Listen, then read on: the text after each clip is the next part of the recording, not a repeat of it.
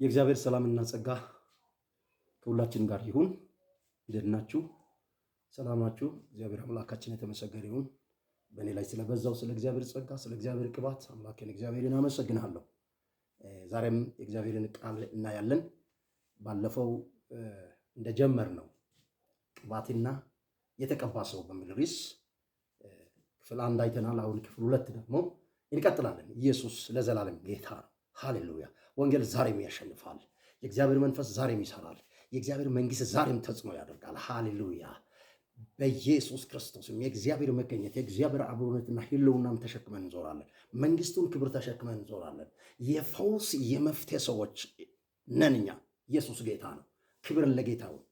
ይህንን ቪዲዮ የምትከታተሉ ሰዎች፣ ይህን አገልግሎት የምትሰሙ ሰዎች በውስጣችሁ እግዚአብሔር ያስቀመጠውን ጸጋ፣ እግዚአብሔር ያስቀመጠውን ቅባት እንዲታነሳሱ እንድታቀጣጥሉ ለትውልድ ጥቅም ነው በእናንተ ውስጥ እግዚአብሔር ያስቀመጠው። በዘመናት መካከል ሰውን ሳይንቅ በሰዎች ላይ ተአምራትን የሚሰራ እሱ ኃያል ነው፣ ግን ማንንም አይንቅም ተብሎ እንደተጻፈው በእግዚአብሔር ፊት ሞገስ አግኝተን እኛም ታማኝ አገልጋዮች ሆነን በፊቱ እንድንቆጠር የቆጠረን ደግሞም ኃይልን ያስታጠቀን እግዚአብሔር የአባቶቻችን አምላክ የተባረከና የተመሰገነ ይሁን። ከእግዚአብሔር ቃል ዛሬ ሉቃስ መጽሐፍ ምዕራፍ 3 21 እና 22ን አነባለሁ። እንዲህ የሚል ቃል ነው ያለው እዚህ ጋር። ሕዝቡም ሁሉ ከተጠመቁ በኋላ ኢየሱስ ደግሞ ተጠመቀ። ሲጸልይም ሰማይ ተከፈተ፣ መንፈስ ቅዱስም በአካል መልክ እንደ ርግብ በእርሱ ላይ ወረደ። የሚወድ ልጄ አንተ ነህ፣ በአንተ ደስ ይለኛል የሚል ድምፅም ከሰማይ መጣ። ኢየሱስም ሊያስተምር ሲጀምር ዕድሜው 30 ዓመት ያህል ሆኖት ነበር ይላል። እግዚአብሔር አገልግሎቱን ሲጀምር ማለት ነው። ቅባቱ ከመጣ በኋላ መንፈሱ ከወረደ በኋላ አሁን ሲጸልይ ይላል እዚህ ጋር ጌታ ኢየሱስ ክርስቶስ በዮርዳኖስ በመጥምቁ ዮሐንስ ሲጠመቅ ሲጸልይ ሳለ ሰማይ ተከፈተ። ለዘመናት የተዘጋ ሰማይ ተከፈተ። ለዘመናት የጠፋ የእግዚአብሔር ድምፅ ወደ ምድር መጣ። ሲጸልይ ሳለ ሰማይ ተከፈተ። መንፈስ ቅዱስ እንደ ርግብ መልክ በኢየሱስ ክርስቶስ ላይ ወረደ፣ ተቀመጠ፣ አረፈ። እነዚህ ተመሳሳይ ቃላቶች ናቸው። ሃሌሉያ! ኢየሱስ በዮርዳኖስ በመንፈስ ቅዱስ ኃይል ተቀብቶ እሱ ለዘላለም የተቀባ ጌታ ቢሆንም አገልግሎቱን የጀመረው ግን ከዚህ ቅባት በኋላ ከዚህ መንፈስ ከወረደ በኋላ ነው። አገልግሎቱን ሲጀምር 30 ዓመት 3 ዓመት ተኩል ነው ያገለገለው። አስደናቂ አገልግሎት፣ ምድርን ያናወጠ አገልግሎት፣ የማዳን አገልግሎት፣ የፈውስ አገልግሎት፣ የታምራት አገልግሎት፣ መፍትሄ የሚሰጥ አገልግሎት። ራሺ ብራዲ ጋንቶስ ቅባትና የተቀባ ሰው በዛ ሳቸው ነው። ኢየሱስ ክርስቶስ ልክ ያንን መንፈስ ቅዱስ ተሞልቶ ያንን ቅባት ተቀብቶ ያንን መንፈስ ተቀብሎ በዲያብሎስ ሲፈተን ዘንድ መንፈስ ቅዱስ ወደ ምድረ በዳ ነው የወሰደው። ከቅባት ማግስት ከጸሎት ማግስት በተከፈተ ሰማይ ማግስት እግዚአብሔር በሰማይ ሆኖ ድምፅ ከሰጠ በኋላ ፈተና አለ። ፈተናም ቢሞት የቅባት ሰው ያሸንፋል። የተቀባ ሰው ፈተናን ያሸንፋል። የትኛውም ፈተና ይሁን የሚታይ ማይታይ ፈተና ጠርምሶ ይሄዳል፣ አሸንፎ ይሄዳል፣ ድል ነስቶ ይሄዳል።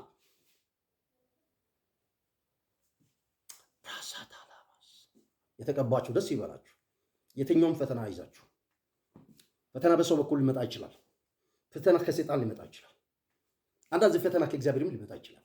መንፈስ ቅዱስ ነው ወደ ምድር ላይ ወሰደው ሊፈተን ሰው። አንዳንድ መንፈስ ቅዱስም ሊፈትነው ይችላል ለበጎ ለዓላማ። ያ ከፈተና በኋላ ስንወጣ ደግሞ በመንፈስ ኃይል ወደ ገሊላ ተመለሰ ይላል። በመንፈስ ከሱ ኃይል ወጥቶ ብዙዎቹን ይፈውስ ነበር ይላል። ብዙዎቹ ይፈወስ ዘንድ የጌታ ኃይል ሆነለት ይላል። ኢየሱስ ጌታ ነው። የተቀባ ሰው የመፍትሄ ሰው፣ የበረከት ሰው፣ ተፈላጊ ሰው፣ እርካሽ ሰው አይደለም። ተራ ኮልኮሌ ነገር የሚገዛ ሰው አይደለም። ዛሬ ፉክክሩ ኃይለኛ፣ ቅባትን ጥሎ ይሮጣሉ እንደ ጊያስ። ኤልሳን ሊተካ የሚፈልግ ኤልያስን ተተክቶ ኤልሳ የተቀባ ሰው ኤልሳን ተተክቶ ጊያስ ነበር ተራው። ግን በገንዘብ ዙሪያ በጥቅም ዙሪያ በሆድ ጉዳይ ይሄ ምድራዊ ዝና ያሰከሩ ሰዎች ዛሬ ማለት ቅባታቸውን ትተው እንደ ዴማስ አይነቶች እንደ ይሁዳ አይነቶቹ የቅባትን ዓላማ የማያውቁ ለምን እንደሚቀቡ አያውቁ። እግዚአብሔር እኔን ሲቀባኝ አገርን አይቶ ነው፣ ትውልድን አይቶ ነው፣ ዘመኑን አይቶ ነው። ጌታ ኢየሱስ ክርስቶስ አገለገለ በገባበት ሁሉ። የሚቀበሉት ይቀበሉ፣ የማይቀበሉት አይቀበሉም። አልተከራከረም። ኢየሱስ አለማመናቸው እየተደነቀ ያልፍ ነበር፣ ይዞር ነበር። ጴጥሮስ ገልጧል። ሁልጊዜ ይህችን ቃል ይህችን ጥቅስ ይደጋገማል። እግዚአብሔር የናዝሬቱ ኢየሱስ ክርስቶስን በመንፈስ ቅዱስና በኃይል ቀባው። ፊኒሽ።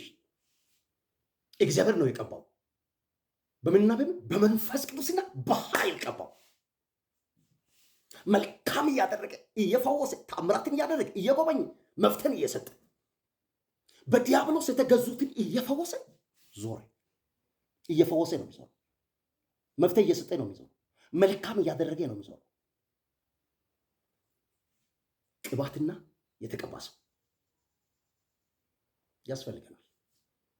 የምድር ማይጸህ የሚፈወሰው ትውልዱ የሚፈወሰው በሌላ አይደለም። የኤልሳዕን ታሪክ ባለፈው አንስቻለሁ። ውሃው ምንጩ ታጨናግፋለች። ውሃው ጭንገፋ አለባት፣ ሞት አለባት፣ መርዝ አለባት። የእኛ ችግር ይሄ ነው። አንተ የተቀባ ሰው፣ ወሳኝ ሰው፣ የኤልያስ መንፈስ ባንተ ላይ አርፏል። እኛ አክሰፕት አድርገናል፣ ተቀብለናል። ግን እኛ ቤት፣ እኛ ከተማ፣ እኛ ሀገር፣ የእኛ ሰፈር ችግር አለበት። ምድርቷን ፍሬን ታጨናግፋለች፣ ውሃ ግን ክፉ ነው አሉ። አንተን ተቀብለን አንተን አምነናል፣ ጌታችን ሆይ ብሎ ነው የቀረቡት። ክብር ለጌታ። ጌታ ኢየሱስ ክርስቶስ የተቀበሉ አሉ፣ የተከተሉ አሉ፣ ያልተቀበሉ ይናቁማል። የገዛ ቤተሰቦች አልተቀበሉ። ነቢይ ከገዛ ቤቱ ከቤዛ ዘመዶቹ ከገዛ ሀገሩ በቀር ሳይከብር አይቀርም። እዛ ከተማ ጥቂቶቹ ደዌዎቹን ፈውሶ ታላቅ ታምራቶቹን ድንቆችን ማድረግ አልቻለም። አለማመናቸውን ነው የተደነቀው። ስለዚህ የቅባት ሰው ፈተና ሊኖር ይችላል። ሰው ላይቀበል ይችላል። ሰው ላያምን ይችላል። ላይከተለው ይችላል። ነገር ግን እሱ በዓላማ ላይ ነው ትኩረቱን የሚያደርገው፣ ፎከስ የሚያደርገው። ለተቀቡት ሰዎች አጀቡ ብዙ ነው። ኤልሳዕን ስትመለከቱ ኒዕማን ከለምጽ ከተፈወሰ በኋላ ጭኖ እኮ ነው ገንዘቡን፣ ሀብቱን፣ ልብሶቹን ያመጣው ለራስ ይችላል። ዳንኤልን ተመልከቱ። የእግዚአብሔር ሰዎች እኮ ምድራዊ ኮልኮሌ ጋር ራሳቸውን እምነታቸውን ተልኳቸውን ያወጣሉ። ቅባትና የቅባት ሰው ውሳኔ ሰው ነው። የዓላማ ሰው ነው። ጥሪውን ያውቃል፣ ተልኮን ያውቃል፣ የተፈጠረበትን አጀንዳን ያውቃል። ኢየሱስ ጌታ ነው። ኢየሱስ በገባበት ቦታ ሁሉ ይፈውስ ነበር፣ ተልኮን ይፈጽም ነበር፣ አባቱን ያስከብር ነበር፣ ትውልዱን ያገለግል ነበር። ለሁለት ዓላማ ነው የሚኖረው። ለአባቱ ክብር፣ በትውልዱ መካከል ያለውን ቆቅልሽ፣ በትውልዱ መካከል ያለውን ችግር፣ በትውልዱ መካከል ያለውን በሽታ፣ በትውልዱ መካከል ያለውን ተጽዕኖ እያንከባለለ ነው የኖረው። ለራሱ አልኖረም። ለሰው ልጅማ ራሱን የሚያስጠጋበት ለሰማይ ወፎች እኮ ቤት አላቸዋል። ቤት አልነበረም። ቤት ፎቅ አልነበረም። አልፈለገም ደግሞ። ዓላማውም እሱ አይደለም። ጠላትን ማሳይቷል። ጫፍ ላይ አውጥቶ ይሄ ምድር ንብገሳት፣ ይሄ ሀብት፣ ይሄ ንብረት፣ ይሄ ባልጠግነት የኔ ነው፣ ወድቀህ ቤተሰብ ለአንተም እሰጣለሁ አለ። አልፈልግም አለ። የመጣሁት ዓላማ ይሄ አይደለም። ስግደት የሚገባው ለእግዚአብሔር ብቻ ነው። ለአንተ ብርና ለአንተ ወርቅ ለአንተ ሰግድ። ምን እነ ጴጥሮስ እኮ ከብሪ ጋር ጥፋ እንዳሉት ኢየሱስ ጌታ ነው። ስለዚህ ለዓላማ እንኑር፣ ለበረከት እንኑር፣ ለመፍትሄ እንኑር። እግዚአብሔር በእኛ የጀመረውን ስራ እስከ ፍጻሜ ድረስ እናስቀጥለው።